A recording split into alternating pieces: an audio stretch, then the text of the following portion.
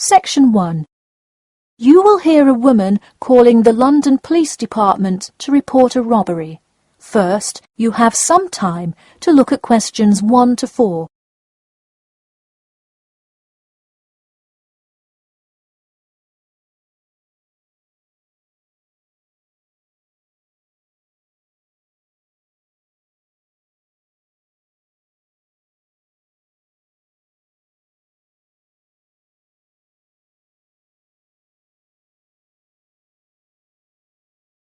Now we shall begin. You should answer the questions as you listen, because you will not hear the recording a second time.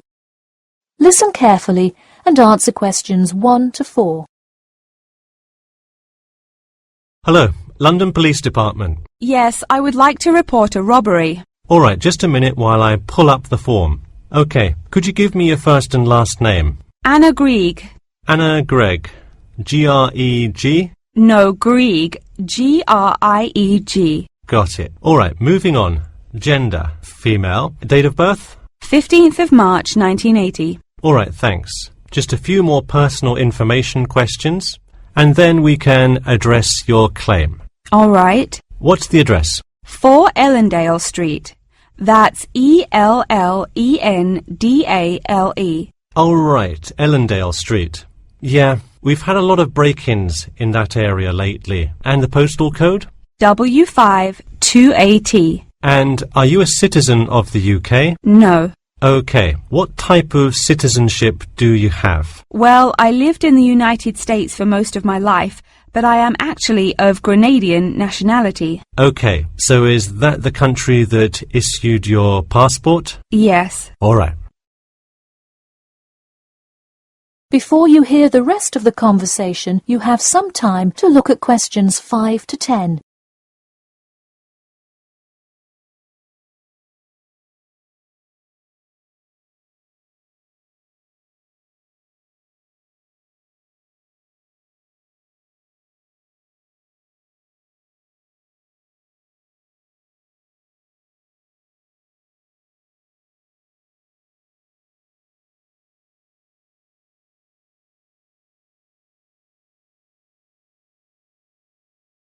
Now listen and answer questions 5 to 10.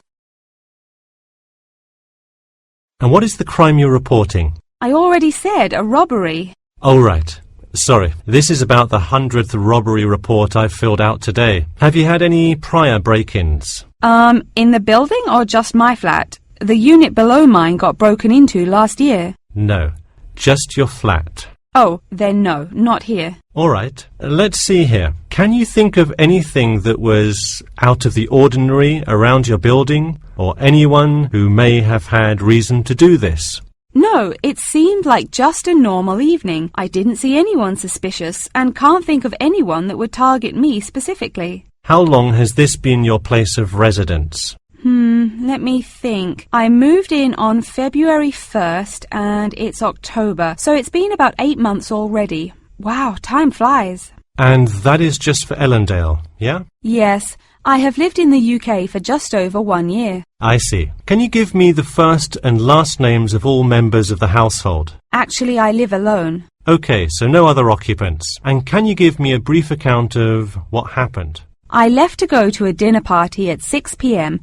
and when I returned at 11, I found the place ransacked and a lot of my things gone. Any sign of forced entry? Yes, the back door was wide open and it looked like someone used a crowbar to force it open. I see. And just to be clear, was the door locked when you left? Of course. Hey, you would be surprised how many reports we get where people have failed to lock their doors. Now, I need you to list any missing items valued above £200. So far, I'm missing my computer, my purse with my wallet in it, and the TV.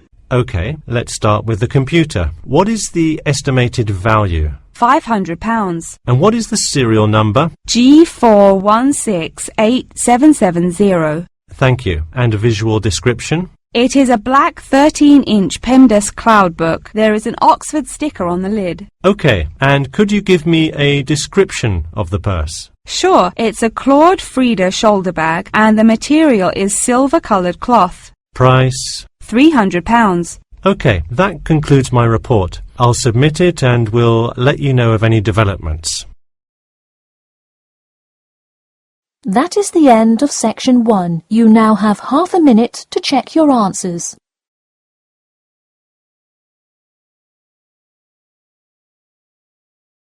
Section 2. You will hear two students called Mark and Gina asking their tutor for advice on the extracurricular project. First, you have some time to look at questions 11 to 14.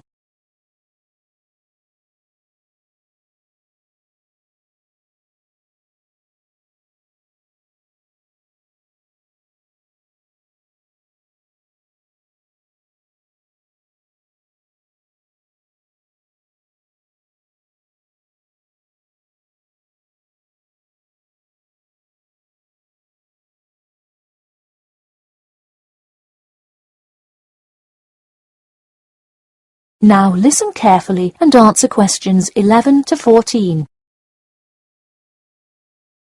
Hi Mark. Hi Gina. What can I help you with? So we were hoping you could help us with this extracurricular project. Sure. What is the topic? Attending business school. This sounds like a great idea. So you're going to explain the requirements for getting into business school? Not exactly. It will be more broadly about the experience, the academics, accommodation, and social experience that comes with being part of the business school. I see. So would your audience be the general public? Well, we would probably want more to focus on members of the institution. We would especially like to reach individual applicants to the business school. I see. Now, what form will this information be? You could give a talk to all the summer courses. All you'd need is permission from the course director. Or you could pass out information outside the student union. Those are both good ideas. What about sending out pamphlets in the mail? Most college students never check their mail. Maybe you could make a video and show it on campus. That's a great idea. We'll do the video. Great. And as members of the business school, do you have an incentive to attract new students? If so, this idea is a great way to do that. No, the idea actually came about because of how much students like us worry about their studies. Yeah, when I got into business school, there were a lot of things I had not prepared for, so the video would cover a lot of things Mark and I wish we had known upon entering business school. Right. Before you hear the rest of the talk, you have some time to look at questions 15 to 20.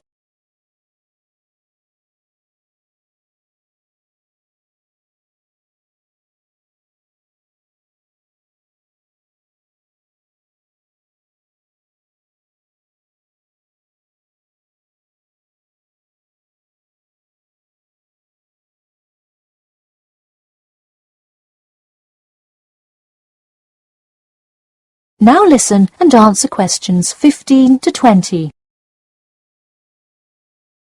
What would you talk about first? The first and probably most important section would be academics. Good idea. So, would you provide guidance on what courses to take? We want to focus especially on the approaches professors take, their teaching methods. It is far different than what students are used to in high school and even in liberal arts college. Good idea. And how long do you think you would spend explaining academics? We'll probably spend 7 minutes on it. We also have some ideas for talking about housing, food options and stuff like that. We're not really sure how to tie it all together though. I think it would be suitable to title that section Accommodation. What do you think? That could work. We'll definitely describe the different dining options at the cafeteria, and then walk students through flats and the grueling process of finding one near the business school campus. Okay, so we would cover specifics on the cafeteria as well as flats. I think those are both helpful. We could spend about 6 minutes on accommodation and be sure to touch on those specifically. Great. Is there anything else you would talk about? We definitely want to go over the social aspect of attending school here. Of course. I think it's good to have a little fun once in a while when you're working so hard in school. I think we are going to introduce new students to the disco that so many upper-class men know and love. Maybe we'll include a few other places too, but that's the main one. We're also going to invite students to the international evening taking place in the first week of school as a great chance for our large international student population to meet a lot of other new students. It can definitely be hard to meet people as an international student. I think that is a great idea. You may want to spend slightly longer on this section than the other two. How about 8 minutes? That sounds reasonable. So overall, the introduction should take 3 minutes and then the conclusion should take 4, giving us a total of 28 minutes. I wouldn't rush your introduction. Maybe give it between 4 and 6 minutes. The conclusion, though, can be shorter since it's just a quick refresher of each of the topics. Give that not more than 2 minutes. Okay, so in total, the video should take about the same time, just more intro and less conclusion? Precisely. All right, we're going to get to work on our video. Thanks for your help. That is the end of section 2. You now have half a minute to check your answers.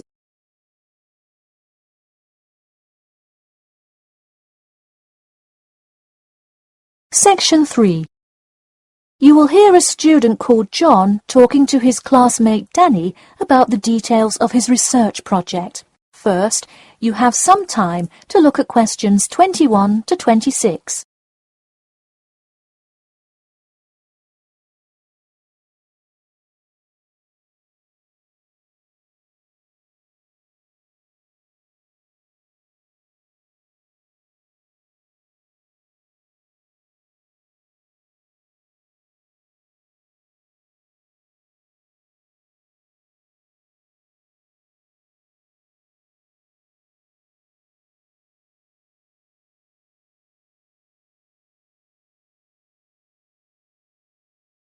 Now, listen carefully and answer questions 21 to 26. So, tell me about your research project, John. I created a questionnaire for the study to determine people's opinions of the relative feasibility of earning a living in Brisbane. Oh, cool. How is it scored? Are they all multiple choice questions? Well, the questions consist primarily of yes or no responses.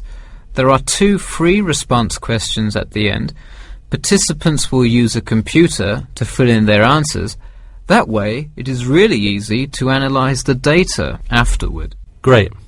It sounds like you have a pretty solid idea of what you should do. Just don't forget to submit a copy of your plans to Professor Curran by the 15th. Oh, I almost forgot. You don't do it for the high grade or a praise, but he can review and give you feedback. Right, that will be helpful.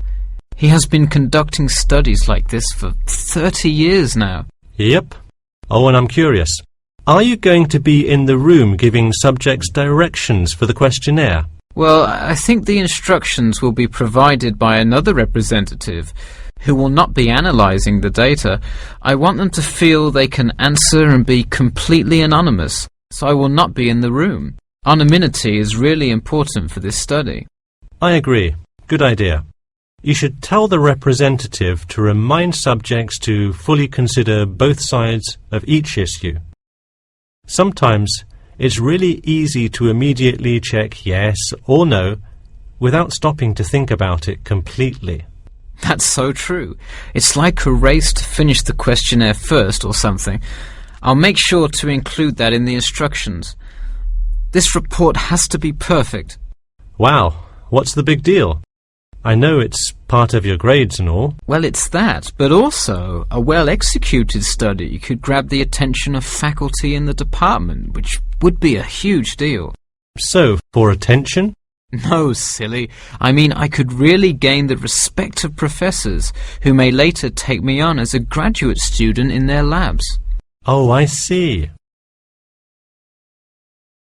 Before you hear the rest of the talk, you have some time to look at questions 27 to 30.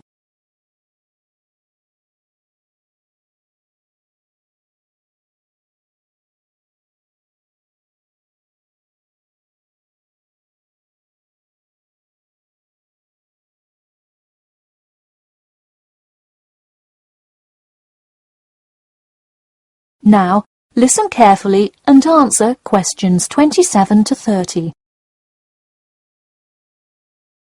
Let me take a look at the survey. Wow, this looks great. The map of the median income by region is a great tool. Where did you find it?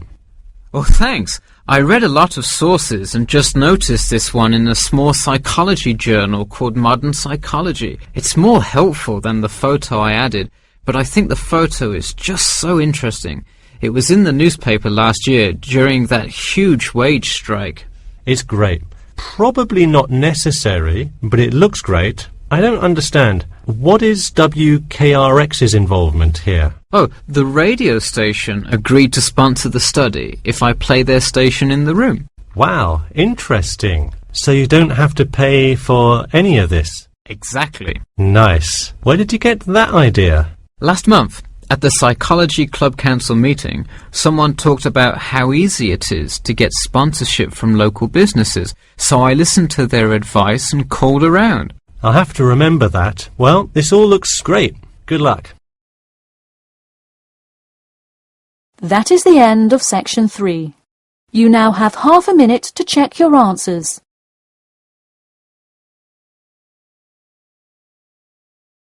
Section 4. You will hear the beginning of a lecture about the Pleasanton Town Market. First, you have some time to look at questions 31 to 40.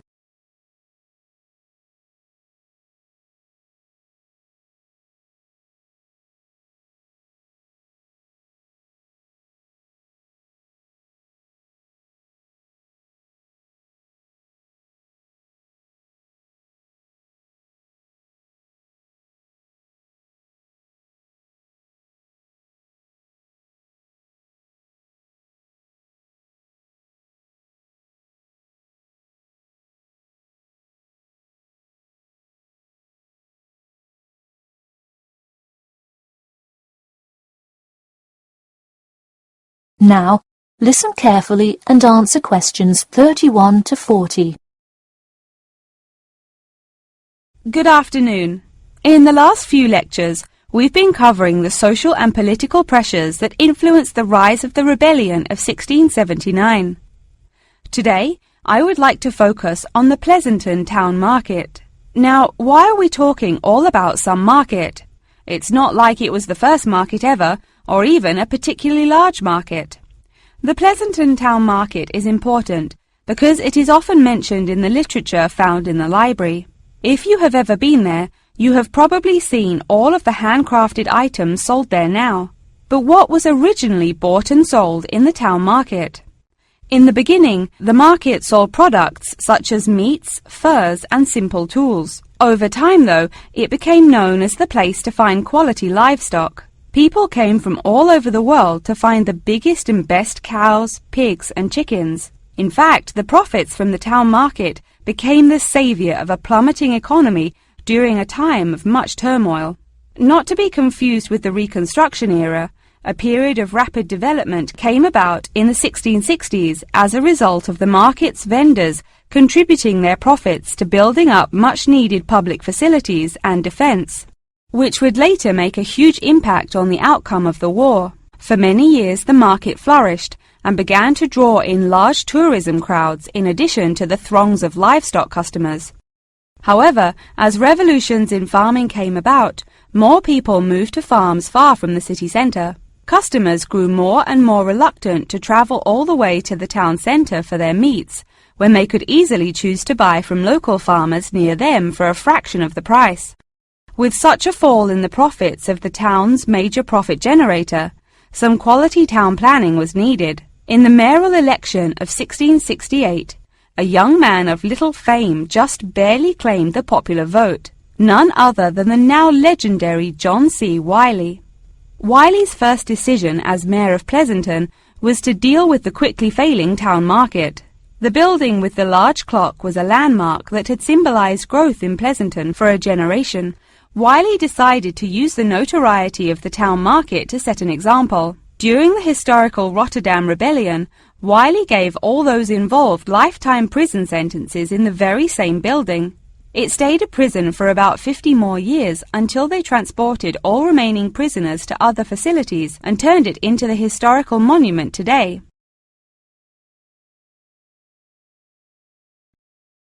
Now that you know the basics of the history of the Pleasanton Town Market, I will introduce your next group project.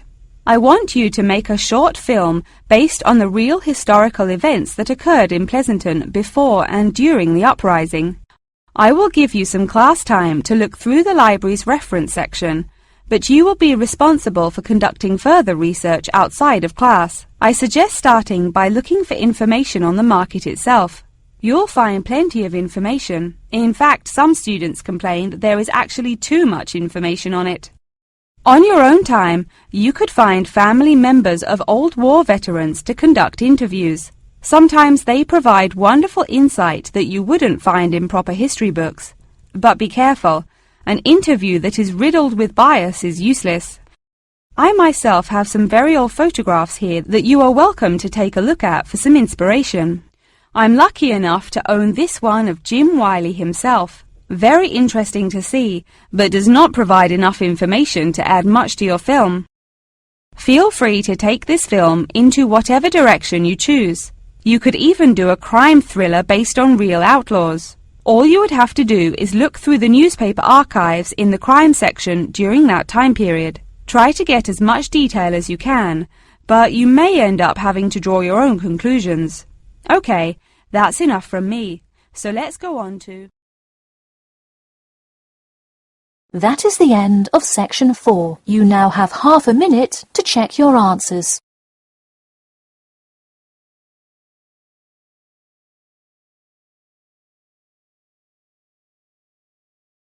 That is the end of the listening test.